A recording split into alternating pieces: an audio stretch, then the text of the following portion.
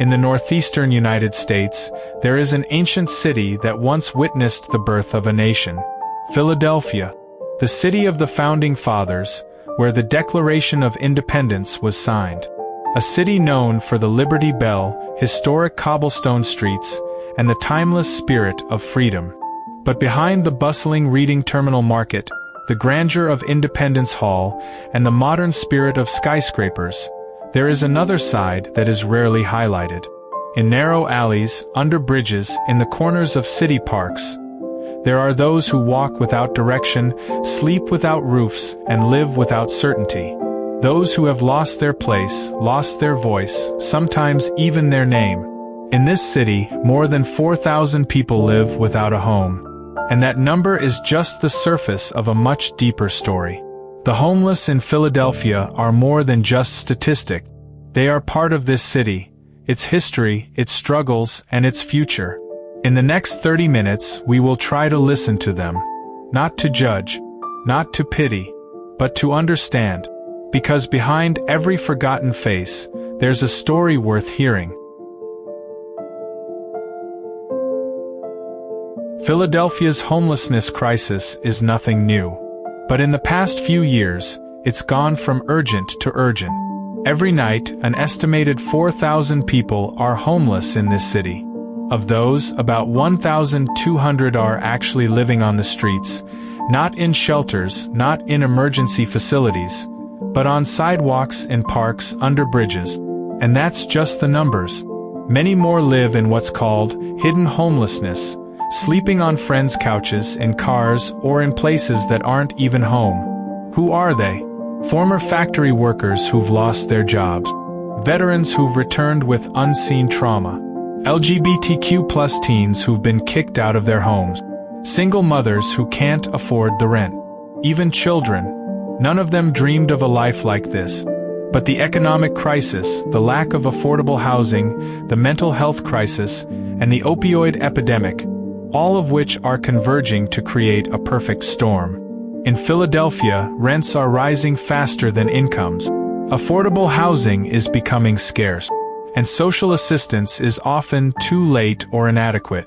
More than a housing issue, homelessness is a reflection of deep-rooted systemic inequality. It's not about people who don't work. It's not about life choices. It's about opportunity, uneven.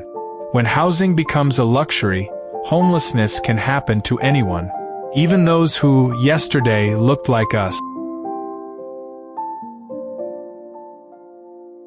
Imagine waking up every morning with no roof over your head, no alarm clock, no hot coffee, no bathroom, just the sky and the cold that seeps into your bones.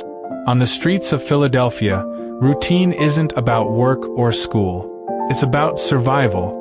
Mornings start with finding a safe place to relieve yourself. Maybe it's the public library. Maybe it's a fast food restaurant, if the staff is friendly enough. Then it's on to the hunt for lunch. Long lines at soup kitchens, leftovers from the local church, or simply hoping for the mercy of passers-by. Every step on the street carries a risk. Losing belongings, being stolen while sleeping, being accosted by the police, or on the contrary, being completely ignored. Sleep is never restful. Sometimes on a park bench, sometimes on the corner of the sidewalk with cardboard as a mat. In winter, the air can kill silently. And in summer, dehydration strikes without warning. Those who live on the street are not just homeless. They are also losing their sense of security, their privacy, their dignity. Many try to maintain their appearance, still showering at shelters, combing their hair, holding on to the remnants of self-respect. But it's hard when people look at you suspiciously or turn away as if you don't exist. We talk as if the homeless have one face. In fact, there are thousands of faces and thousands of stories. Amidst the traffic and hustle and bustle of the city, their lives go by slowly. Sometimes they don't go by at all. But what hurts the most is not hunger or cold, not the lack of a bed. What hurts the most is when no one sees them, when they are considered non-existent. Philadelphia is not standing still. Amid the growing crisis, efforts are underway to stem the tide of homelessness. Across the city, there are emergency shelters that open their doors to those who have no other options. Each night, hundreds of beds are filled. But each night, many are forced to sleep outside because of limited capacity. Some shelters require people to arrive early, to sign up before the line fills up. Others have strict rules. No luggage, no wake-up calls at 5 in the morning, and no time to leave before the sun is fully up. Some find it helpful, but many feel unsafe. For some, living on the streets, though hard, feels more humane than sleeping crammed into a room full of strangers, with no privacy, no peace. Behind these systems are thousands of social workers and volunteers who continue to fight. They walk the city streets, bringing food, blankets, and conversation. They know the names that others forget. One of the organizations that has become the backbone of the city's social assistance is Project Home. Since 1989, they've been building more than just shelter, they've been building hope. They believe in the principle of housing first, that the basic need for shelter comes first, before talking about jobs, therapy, or rehabilitation. In addition to Project Home, there's Broad Street Ministry, which opens its doors to anyone who needs a shower, lunch, or just a listening ear. But it's not enough. The system works hard, but it faces enormous challenges: limited budgets, slow bureaucracy, and deep-rooted social stigma. Many are denied shelter because they have pets. Others are turned away because of untreated mental health issues. And still others don't meet the chronically homeless criteria, and are therefore not a priority. When help is conditional on criteria and categories, many fall through the cracks of the system. On paper, help is available, but in the real world, not everyone who needs it can access it. And while the waiting process goes on, life on the streets goes on. Without a break, without security, without a home. In the northern corner of Philadelphia, there's a neighborhood called Kensington. There, the homeless crisis meets a darker one, the opioid epidemic. Some call it Ground Zero for America's drug crisis. Its sidewalks are littered with syringes like fallen leaves. In its alleys, bodies hunched over, lost between pain and temporary euphoria. Among them, many have not only lost their homes, but also lost control of their bodies and mind. Opioid addiction often begins in unlikely places: prescription painkillers, work injuries, or past trauma. But once inside, few can get out without help, and that help rarely comes in a timely manner. The city's mental health system, like so many others, is understaffed, underfunded, and full of waiting lists. Many of the homeless suffer from mental illnesses: schizophrenia, PTSD, bipolar disorder, major depression. But without a permanent address, without insurance, and without identification, they can't access therapy or treatment. As a result, many are left wandering with wounds that never heal. And that's where street drugs offer a brief escape, albeit at a high cost. Drug addiction and mental illness aren't the only causes of homelessness, but they compound the situation, binding people in a cycle that's harder to break. And when someone loses control of their mind, society often backs down. Stigma takes over sympathy. We're quicker to judge than to understand.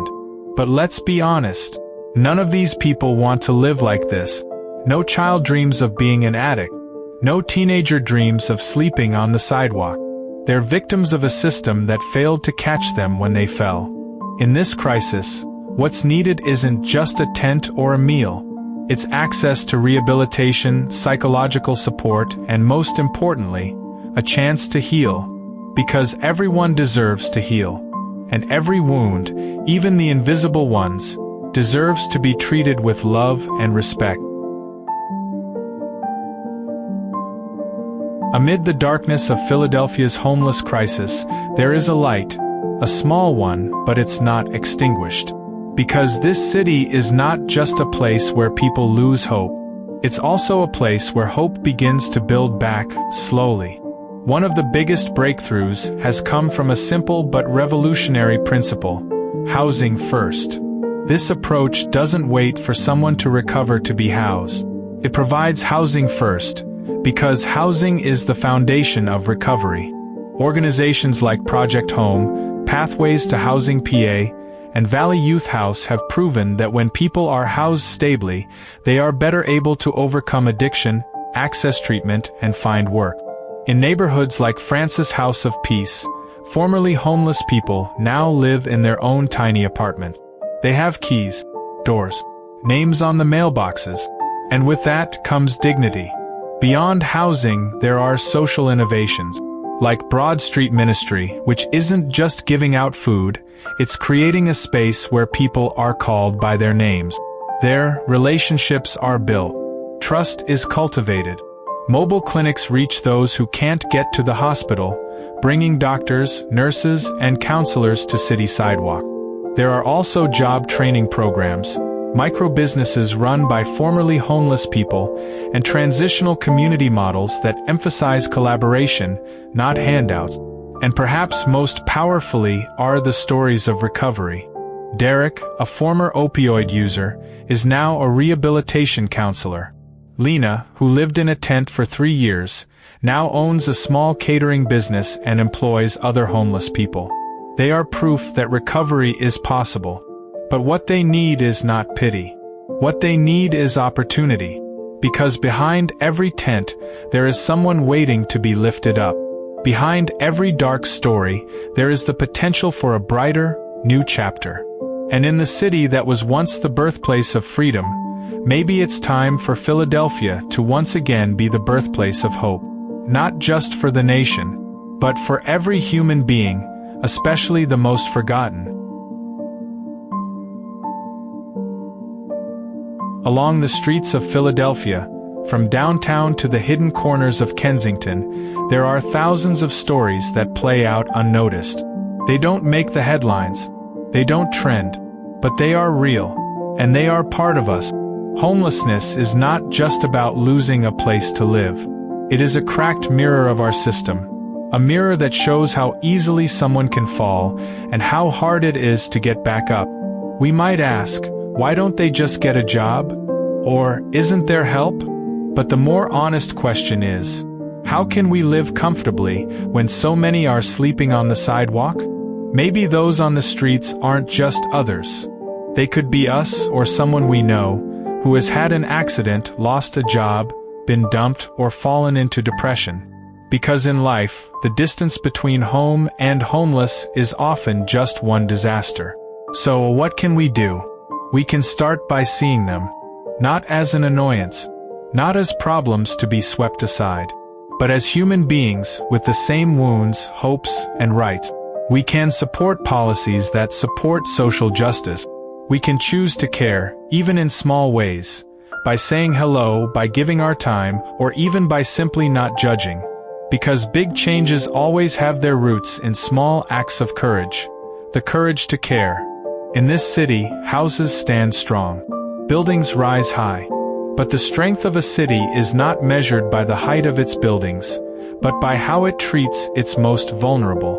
And maybe when we truly understand what home means, we will realize, home is not just a place to live, but a place where someone feels worthy of living.